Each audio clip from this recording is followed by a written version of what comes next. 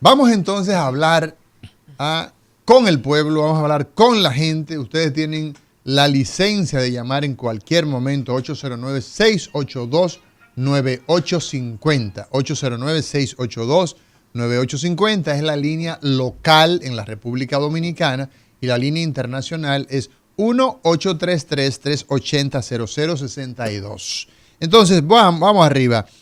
Depresión, ¿qué es, Ortega? ¿Qué es la depresión, Eduardo Lanti? Lo primero es saber que la depresión es una enfermedad. Es una enfermedad. No es una condición, no es un dolor, no es una tristeza, es una enfermedad médica. Por lo tanto, hay que abordarla como tal. ¿Qué se deriva? Que lo que hay es un cambio de ánimo hacia la tristeza profunda durante un tiempo determinado, ¿no? Decimos que en más de 2 semanas estamos hablando ya de una depresión, con una serie de otras características, como puede ser la anedonia. Pero cuando definimos depresión, la definimos así: 2 semanas de una persona que está profundamente triste y sin ánimos de hacer lo que le daba placer antes. Uh-huh. Añadiéndole a eso, ¿verdad? Esa pérdida del interés en las cosas que antes tal vez le llamaban, le motivaban, el cómo le afecta en todas las áreas de funcionalidad de su vida, que tal vez para definir ya una depresión clínica estamos hablando en que le afecta en áreas como el trabajo, la familia, sus relaciones sociales, claro, y que persiste perfectamente, como has dicho, por más de 2 semanas, ¿verdad? Claro. Que ahí es donde se encuentra una de las grandes confusiones. Yo puedo sentirme triste y ya esto es depresión. Y cuando hablamos de depresión estamos hablando de algo persistente, claro, algo que permanece en el tiempo.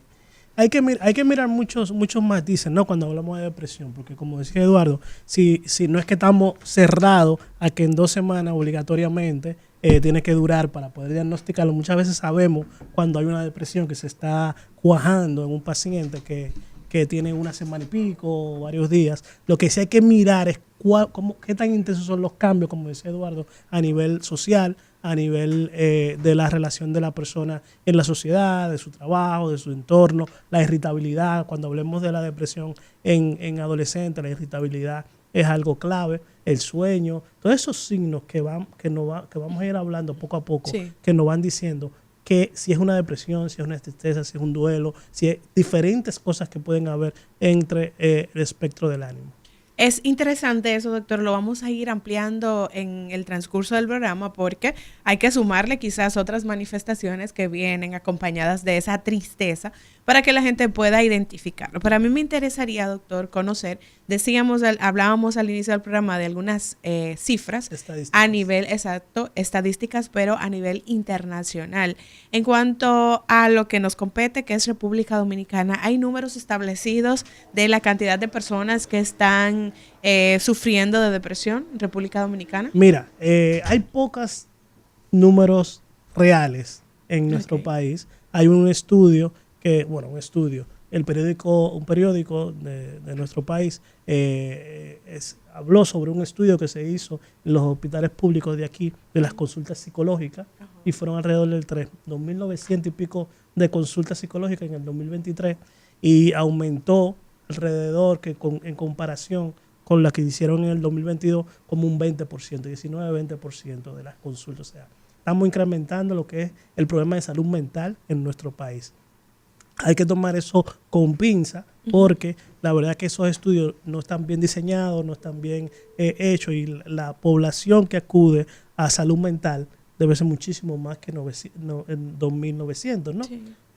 Tanto a psiquiatría como psicología, porque cuando yo dirigía una unidad, solamente nosotros veíamos más de 3.000 consultas en el Santo Socorro. Y hace años. Y eso durante 8 años en el Santo Socorro. Entonces, un solo local hacía lo que ellos dijeron que veían todos los psicólogos a nivel nacional. Pero bueno, la idea es que las cifras las tenemos que mejorar, porque eso es lo que nos va a decir hacia dónde tenemos que trabajar. No es lo mismo las alteraciones del ánimo en República Dominicana que en Estados Unidos, que en Dinamarca, en estos lugares. Y nosotros tenemos que comenzar a ver si la incidencia, que lo es, para mí lo es porque estoy en el área y lo veo, la incidencia del impacto que da la depresión es tan alta como nosotros lo vemos en la consulta privada, en la consulta pública. Claro. Doctor, esas estadísticas que nosotros mencionábamos al inicio hablan también de que el 75% de las personas que sufren de depresión no tiene acceso a un tratamiento. Y dentro de los obstáculos que mencionan en esa falta de acceso está el tema del estigma. ¿Qué ven ustedes en consulta cuando llega una persona que ustedes, después de analizar y hacer todas esas pruebas del lugar que ustedes realizan, determinan que es una persona que tiene depresión? Si ya es una depresión vieja, si es algo nuevo para ese paciente, ¿cómo se maneja todo ese tema? Mira, yo creo que primero hay que mirar lo del estigma bien. Ajá. Yo creo que en nuestro país el estigma es más, por lo menos en este tiempo, es más económico que de por sí lo que tiene que ver con la salud mental. Aquí se ha abierto mucho, especialmente luego del 2019, 2020, de la pandemia. Ha abierto mucho la población con relación a los padecimientos de salud mental, pero no tienen recursos para poder trabajarlo, ¿no? Fíjense que en el Servicio Nacional de Salud se le dedica el 0.7% del presupuesto de salud a la salud mental, cuando nosotros vemos casi la misma cantidad de población que el pediatra o que el ginecólogo. Entonces, claro, si no le damos los recursos, los pacientes van a tener un servicio deficiente, por lo tanto no van a tener los resultados adecuados. Muchas veces nosotros vemos pacientes en nuestros hospitales y podemos deducir luego de algunas entrevistas clínicas, porque es lo que podemos hacer muchas veces en los hospitales, de que tiene una depresión. Pero esa depresión regularmente se cronifica, no necesariamente porque el paciente no fue al hospital, sino porque no tiene dinero para comprar los medicamentos, no tiene dinero para transportarse muchas veces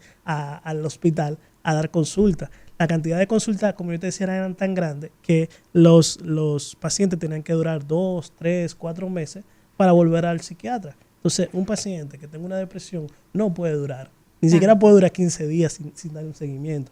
Entonces, en nuestro hospital, dado en la falta de económica, tanto de los recursos que nos brindan a la parte pública como el recurso propio del paciente, pues dificulta mucho lo que es limitar esta enfermedad que es tan crónica. O sea que podríamos decir que actualmente los obstáculos son distintos a lo que eran hace décadas, porque antes era el tema del estigma, de que nadie piense que estoy perdiendo la cordura, de que no voy a ir al psiquiatra porque van a pensar que estoy loco. Entonces ahora ya hay más educación en este punto, pero hay menos acceso por el tema de los recursos económicos. Yo creo que hay tanta educación que estamos yéndonos al otro lado. Y ahora hay demasiadas personas que están sobrediagnosticando a personas. ¿Cómo así? No, espérese, doctor. Que tú ves en las redes sociales, en YouTube, en los programas de radio, a personas diagnosticando, a personas hablando sobre temas por experiencia propia muchas veces, que a mí me pasó tal cosa. Y entonces tiran un halo en vez de ayudar, de detrimento, ¿no? Entonces, porque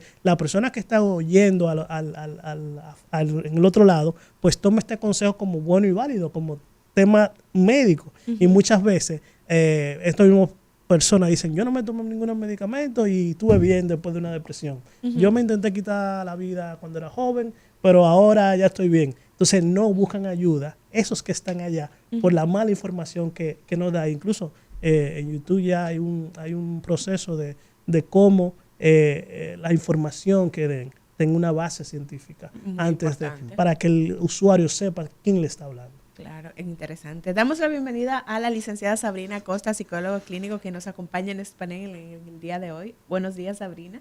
Buenos días, Liz. Buenos días, estimados. Un placer estar aquí como siempre. Para nosotros también es un placer poder contar con su participación en este panel tan interesante. Y justamente me gustaría conocer su opinión, licenciada Sabrina Acosta, porque hablábamos en ese concepto de lo que es la depresión, de que se trata de una tristeza profunda que ese paciente tiene durante un tiempo determinado. Entonces, ¿cómo pasa ese paciente quizás de esa tristeza inicial a llegar hasta la depresión? Bueno, Liz, cuando hablamos de depresión, lo primero es ubicar de qué estamos hablando. Estamos hablando de un trastorno del estado de ánimo, aunque también se nombra como una enfermedad mental como tal. Y la depresión, pues tiene una serie de signos o criterios que tendríamos que validar para poder nosotros ubicar o tomarla en cuenta como tal, para decir que se está teniendo depresión y diferenciar esto de un episodio de tristeza que pudiera darse. Entonces, lo primero que vemos ahí, para ir contestando tu pregunta, es entender que de esa tristeza inicial se toma en cuenta el tiempo que se tiene, porque la tristeza como una emoción natural va a aparecer ante situaciones. Ahora, cuando ya la tristeza entonces se acompaña de otros síntomas y de un tiempo mínimo, constante, de 2 semanas, presente en la vida de la persona, donde va entonces afectando el funcionamiento, porque empieza a aparecer, además de la tristeza, pues el desinterés por actividades de la vida cotidiana, actividades que eran interesantes, que generaban placer, satisfacción. Empieza a aparecer también insomnio o perturbación para conciliar el sueño, para mantenerse dormido. Empieza a aparecer también inatención, falta de apetito, desánimo. Cuando tenemos esta combinación de signos, independientemente de la causa, en un tiempo de duración de mínimo 2 semanas persistente, entonces ya estamos hablando de un diagnóstico de una depresión inicial que aparece. Ahora, la depresión como tal tiene niveles y va a aparecer, dependiendo, pudiera aparecer esta depresión leve y pudiera ir avanzando de acuerdo al abordaje. Si no tiene un acompañamiento, pues va a progresar la situación. Tenemos que distinguir, y es importante, que no siempre todos los síntomas que he mencionado se pueden, básicamente, la gente puede notarlos de manera continua y pudiera tender a la confusión, que es lo que muchas veces se da. Claro. La gente sabe que ligeramente siente esa tristeza, esa sensación de tristeza, y de repente se siente inatento, un vacío, pero vuelve a incorporarse, trata de distraer lo que siente, de no prestarle atención y sigue hacia adelante. Sin embargo, hay muchísima gente que está sintiendo depresión, que está teniendo depresión, perdón, más que sintiendo, y no se está dando cuenta. Importante diferenciar la distimia de lo que es la depresión mayor. Hay muchísima gente que tiene un diagnóstico de distimia, que es esta depresión recurrente en el tiempo, que de tiempo en tiempo aparece la sintomatología y vuelve a desaparecer, y la gente está viviendo con esto. Es diferente ya a un diagnóstico de depresión mayor, donde es esta persona. La distimia se caracteriza, aparte de los signos mencionados, y yo sé que quizás aquí ya nuestros compañeros colaboradores han mencionado, no voy a abundar más en eso, han mencionado signos y síntomas, pero la diferencia es que este tipo de diagnóstico te permite seguir funcionando desde ese estado de ánimo bajo que tiene esos cambios. Cuando ya tenemos un diagnóstico de depresión mayor, entonces la gente sí sale definitivamente de funcionamiento, y ese es el depresivo que tú ves que ya está acostado, que hay que ingresar, que tiene. Y el indicador fundamental es ese deseo de no vivir, esa ideación suicida, que puede ya verse en distintas formas, ideación o que básicamente actuar de manera ligera. Que justamente esa ideación suicida es lo que da la alerta de que ese paciente está pasando por un proceso depresivo, que muchas veces se desconoce hasta que sucede ese acto de intento de dañar la vida. Doctora Mauri García, adelante.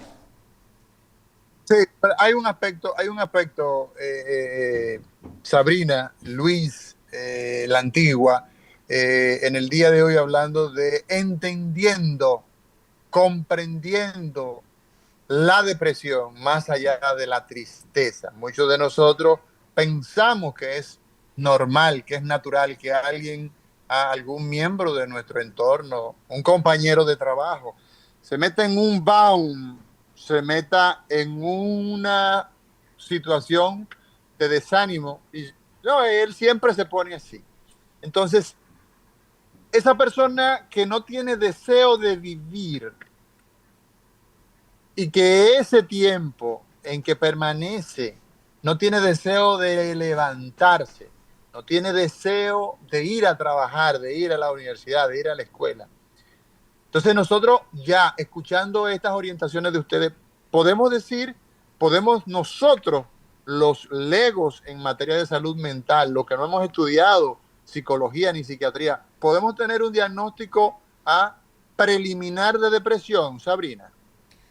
Podemos tener una impresión general para poder, o sea, tener el conocimiento de esos signos, de esos criterios.